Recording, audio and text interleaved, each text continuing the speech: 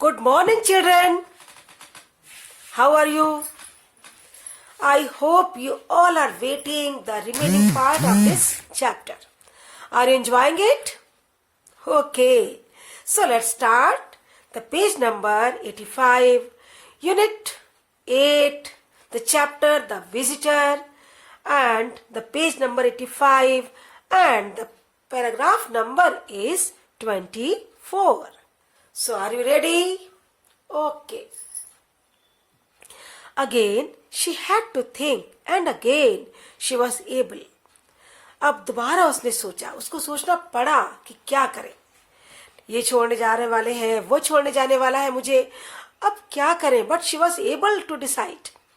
With Rudi holding her up, she made herself drop once more to the ground on her back. My papa, she said, the sky, she noticed, was utterly blue, not even the suggestion of a cloud. Could you get him, Rudy? बच्चों ध्यान से देखिएगा. She made herself drop once more to the ground. अब वो सोचने लगी कि अगर एक बार वो दोबारा जमीन पर गिर जाए और बैक से ऐसे पीछे की तरफ गिर जाए तो बढ़िया होगा, फिर तो उसको अच्छी खासी चोट लगेगी. वो सोच रही है कि क्या करूं, क्या बहाना बनाऊं. तभी उसने सोचा कि वो मेरे पापा, क्या होगा उनका, पता चल गया जर्मन्स को, वो नाजीज को, तो मेरे पापा का क्या होगा. फिर वो सोचने लगी द स्काई. उस नोटिस किया उसने द स्काई, देखा उसने द स्काई. अरे ये तो बिल्कुल ब्लू है, कहीं पर भी क्लाउडिंग नहीं है, कहीं पर भी क्लाउड नहीं दिख रहा कि बारिश होने वाली हो, कि ये लौट जाए. वो सब तरह की बातें सोच रही है. तो उसने कहा could you get him Rudy. Rudy, क्या तुम्हें कहीं बादल दिख रहे हैं? No, stay here, stay there, वहां रुको. Liesel kept an eye to the, अच्छा sorry, could you get him Rudy. उसने कहा कि रूडी, क्या तुमको वो लोग दिख रहे हैं, वो पर्सन दिख रहा है. तो रूडी ने कहा कि स्टे देयर, वहां रुका है. Liesel kept an eye on the party man. Liesel ने देखा पार्टी मैन को. आई नहीं, आई रखा नहीं, मतलब देखा. A minute later Hans Hubermann was standing calmly above her. एक ही मिनट के बाद देखा उसने उसके फादर बहुत ही कामली, बहुत ही शांति से, बहुत ही लविंगली खड़े दिखाई दिए. हे पापा. बच्चों को पापा को देख के बहुत खुशी होती है, तो उसने कहा हे पापा आ गए. A disappointed smile mingled with his lips. लेकिन उसने खुश होकर खुशी दिखानी चाहिए, लेकिन फिर भी उसके लिप्स पर एक डिसअपॉइंट करने वाली स्माइल जो थी वो आ गई. I was wondering when this would happen. वो सोच रही है कि आई वॉज वॉन्डरिंग, मैं सोच रही थी कि ये सब कैसे होगा, अब जर्मन्स मेरे घर आएंगे, क्या होगा, वो सोचने लगी. तब तक फादर जो थे उसके पास आ गए. ही पिक्ड हर अप, उन्होंने उसको उठा लिया. एंड हेल्प्ड हर होम, उसको घर ले गए. द गेम वेंट ऑन, उधर वो गेम दोबारा चलने लग गया. And the Nazi was already at the door of a lodging a few doors up. और देखा उसने कि जो नाजीज हैं वो कुछ दूर पे किसी और घर के डोर पर पहुंच चुके थे. नो वन आंसर्ड, लेकिन उन्होंने नॉक किया होगा बट किसी ने आंसर नहीं दिया. Once inside their house, Liesel gave him the information. जैसे ही वो घर में गई, जैसे ही गई, उसने तुरंत इंफॉर्मेशन दे दी. She attempted to find the middle ground between silence and despair. उसने ये इंफॉर्मेशन देने के लिए कि नाजीज लोग आए हैं और वो सबके घरों में बेसमेंट चेक कर रहे हैं, ये नहीं कि डोर में घुसते ही रूम में घुसते बताया, नहीं. उसने घर में भी सेफ जगह ढूंढी, घर के मिडिल पार्ट में, ठीक है, वो जगह ढूंढी जो एकदम साइलेंट थी. वहां पर उसने ये डिस्पेयर करने वाली, उदास करने वाली, डराने वाली न्यूज अपने पेरेंट्स को सुनाई. पापा द पार्टी, शी विस्पर्ड, उसने धीमे से कहा. पार्टी, वो नाजी पार्टी आई है. वो बेसमेंट चेक कर रही है. पापा स्टॉप्ड. पापा रुक गए. He fought off the urge to open the door and look up the street. They are checking basement to make shelter. तो वो जो थे दरवाजा बंद करके आ चुके थे. They fought off the urge to open the door and look up the. अब ये जैसे सुना ना तो उन्होंने वो डोर खोलना चाहा और गली में देखना चाहा कि वो लोग क्या कर रहे हैं, कि देखने के लिए कि वास्तव में वो लोग शेल्टर के लिए बेसमेंट चेक कर रहे हैं. He sat her down. और जब देख लिया तो उन्होंने उसको जमीन पर बिठा दिया और बोले स्मार्ट गर्ल, बहुत स्मार्ट है मेरी बच्ची. एंड देन कॉल्ड फॉर रोजा. रोजा को बुलाया. They had a minute to come up with a plan. और वो लोग एक प्लान के साथ एक ही मिनट में उन्होंने प्लान बना लिया. शेमोजल ऑफ थॉट्स. बच्चों देखिएगा. A shamoozle of thought means confused and chaotic thoughts caused by the disturbing news they received. Yes, तो shamoozle यानी कि अब उनके बीच में जब बात होने लगी ना वो बहुत ही कंफ्यूजिंग थी कि क्या करें. chaotic thought, बहुत ही उल्टे पुल्टे थॉट आ रहे थे कि अब करें तो क्या करें. We will just put Max in Liesel room.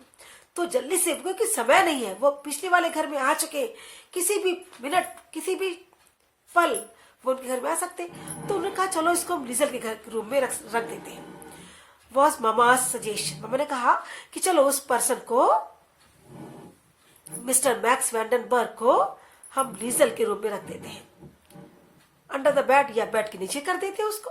That's it. What if they decide to search our rooms as well. अरे सोचो अगर उन्होंने हमारे रूम भी चेक करने शुरू कर दिए तो. Do you have a better plan? कोई अच्छा प्लान नहीं क्या? करेक्शन. चलो करेक्शन करते हैं. They did not have a minute. उनके पास मिनट भी नहीं था. A knock was hammered into the door of 33 Hamel Street. अब देखिएगा बच्चों, अब वो उनके 33 हिमेल स्ट्रीट के डोर पर हैमर्ड यानी कि नॉकिंग की आवाज हुई. And it was too late to move anyone anywhere. अब कोई समय नहीं था कि कोई भी कहीं मूव करके जाए या उसको कहीं पहुंचाए या कोई भी चेंजिंग करे या कुछ डिसाइड करे. कुछ भी पॉसिबल नहीं था. Open up. खोलो दरवाजा. Their heart beats fought each other. उनकी हार्ट बीट्स एक के ऊपर एक चढ़ गई यानी अ मैस ऑफ रिदम. उनकी हार्ट बीट घबरा गई यानी कि उनकी जो हार्ट बीट थी वो बढ़ गई और वो एक के ऊपर चढ़ना मतलब क्या होता है कि जो हार्ट बीट की जो रिदम थी वो भी डिस्टर्ब हो गई. On this day it was Papa who rose to the occasion.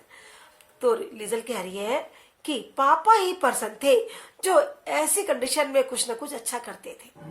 He rushed to the basement door. वो दौड़ के गए बेसमेंट के डोर पर and threw a warning down the step. और उन्होंने एक वार्निंग बोली उसको.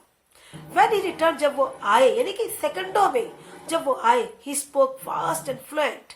वो तेज और जल्दी से बोले, look there is no time.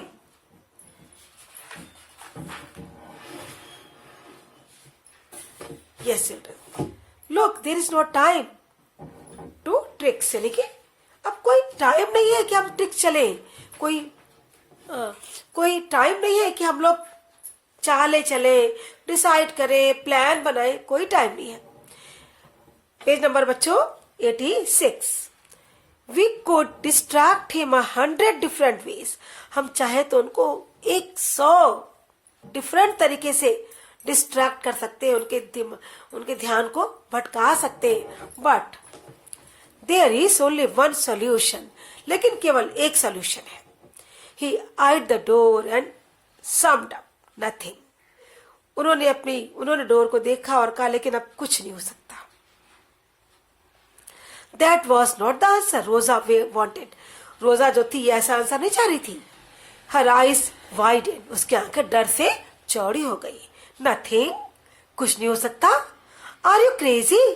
क्या तुम पागल हो गए हो? दिमाग नहीं लगा रहे हो?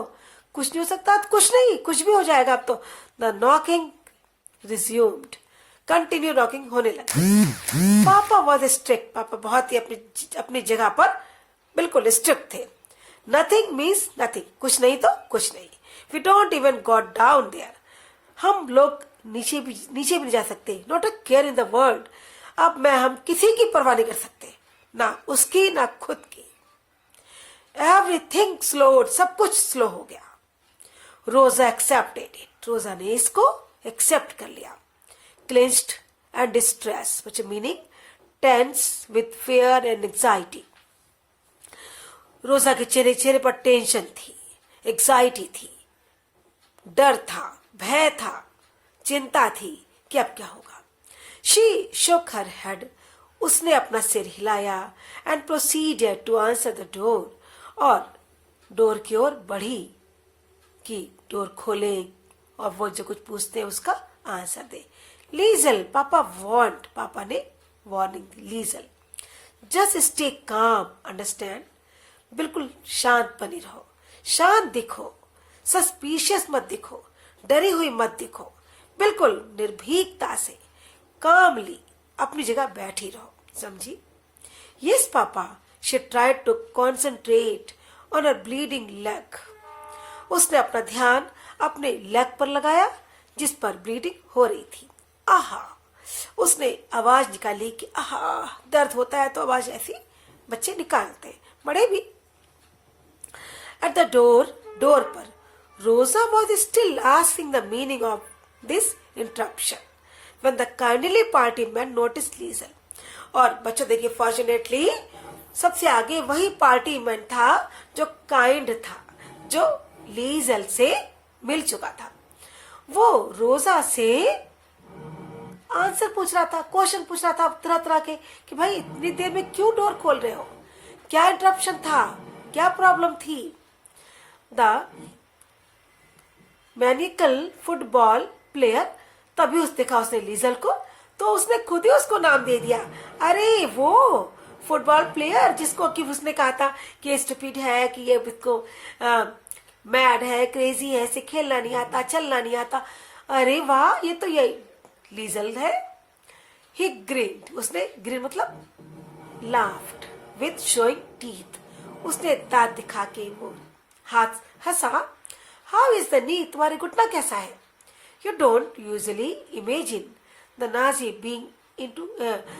बीइंग टू चिरपी, तो उसने कहा कि तुम्हें प्राय ये इस बात को तुम इमेजिन नहीं करोगी कि नाजी इतने चिरपी। Children, I am again reading third line of the paragraph number 45. He grinned, how is the knee? उसने दांत दिखा के वो हंसा और बोला, लीजल तुम्हारा नी कैसा है। You don't usually imagine the Nazis being too chirpy. उसने कहा कि तुम प्राय इस बात को इमेजिन नहीं करोगे कि नाजीज चिरपी होते हैं, चेयरफुल होते हैं। But this man certainly was. लेकिन ये जो पर्सन है ये बहुत हंसमुख है, फनी है। He came in and made as if to crouch and view the injury. वो अंदर आया, उसको देख के ऐसा लगा कि वो कुछ करने वाला है। वो इंजरी में या तो इंजरी को एग्जामिन करेगा, उसको देखेगा, उसमें कुछ करेगा, ठीक है। Does he know? लीजल thought. Can he smell? We are hiding a Jew. लीजल ने कहा क्या ये जान गया, क्या इसने स्मेल कर लिया कि हम लोगों ने एक जीव को छिपा रखा है। Papa came from the sink with a wet cloth and soaked it onto Liesel's knee. पापा सिंक से गीला कपड़ा लेकर के आए और लीजल के नी पर उन्होंने उसको सोक कर दिया, निचोड़ दिया। डज इट स्टिंग, क्या तुम्हें पेन हो रहा है। His silver eyes were caring and काम, उनकी पापा की आंखें सिल्वर कलर की थी और उसमें बहुत ही केयर था कि वो बच्चे की बड़ी चिंता कर रहे हैं, बिल्कुल पीसफुल लग रही थी उनकी आंखें। The scare in them could easily be mistaken as concern for the injury. उनकी आंखों में डर नहीं था, डर था तो केवल अपनी बेटी की इंजरी को लेकर के। मुश्किल से भी कोई गलती से कोई उनकी आंखों में डर देख पाए, ठीक है। वो बिल्कुल कूल एंड काम लग रहे थे। रोजा called across the kitchen, it can't sting enough. Maybe it will teach her a lesson. रोजा जो थी मदर, किचन से उन्होंने जोर से बोला कि इसको दर्द नहीं हो सकता और ये तो इसके लिए एक लेसन है, शायद उसको कुछ शिक्षा मिले, सीख मिल जाए। The party man stood and laughed. I don't think this girl is learning any lesson out there. Party man वहीं पे खड़े हुए थे और उसने वो हंसा और बोला, मुझे नहीं लगता कि ये लड़की कोई लेसन सीखेगी। फ्रॉ हबरमैन, उसने कहा मिसेज हबरमैन, ये कुछ सीखने वाली नहीं है, but I think she teaches lesson to all those boys. Am I right younger? उसने कहा कि लेकिन मुझे लगता है कि ये उन बॉयज को जरूर लेसन सिखा देगी। फिर उसने कहा, यंगर, क्या मैं सही हूं? लीजल से पूछा। Papa shoved the cloth into the injury and Liesel winced rather than answered. पापा ने क्लोथ को उसके इंजरी पर हार्डली पुश किया और लीजल ने अपनी पलकें झपकाई, आंसर नहीं दिया। It was Hans who spoke a quiet sorry to the girl. ये मिस्टर हैंस थे, उसके फादर, जिन्होंने बोला, क्या बोला? सॉरी। उन्होंने अपनी बेटी को सॉरी बोला। उन्होंने उसके इंजरी पे जोर से कपड़े को पुश किया था ना, तो इसके लिए उन्होंने उसको सॉरी बोला। There was the discomfort of silence then. सब तरफ साइलेंस था, साइलेंस जो कि डिस्कम्फर्ट दे रहा था। And the party man remembered his purpose. तभी पार्टी मैन को अपना पर्पस याद आया। If you don't mind, he explained, I need to inspect your basement just for a minute और to to see if it is suitable for a shelter. उन्होंने कहा, mister हबरमैन, आप अगर इस बात को बुरा ना माने तो मैं 1-2 मिनट आपके बेसमेंट को इंस्पेक्ट कर लूं। मुझे देखना है कि वो शेल्टर के लिए सुटेबल है या नहीं है। Papa gave Liesel's knee a final dab. You will have a nice breeze there too, Liesel. Casually he acknowledged the man above them. Certainly, first door on the right. Please excuse the mess. ये सुन के पापा ने लीजल के नी पर एक final dab दिया और कहा कि तुम्हें तो अच्छी खासी चोट लगी है। और ये कहते हुए उन्होंने एक्नॉलेज, एक प्रकार का हिंट दिया उस मैन को जो वहां पे था। उन्होंने उसको कह दिया कि बिल्कुल जाएं, राइट डायरेक्शन में जाएं, फर्स्ट डोर है, वहां से आप निकल जाएं, लेकिन प्लीज एक्सक्यूज द मैस, ध्यान रखिएगा वहां पे मैस है, उसको आप छेड़िएगा नहीं।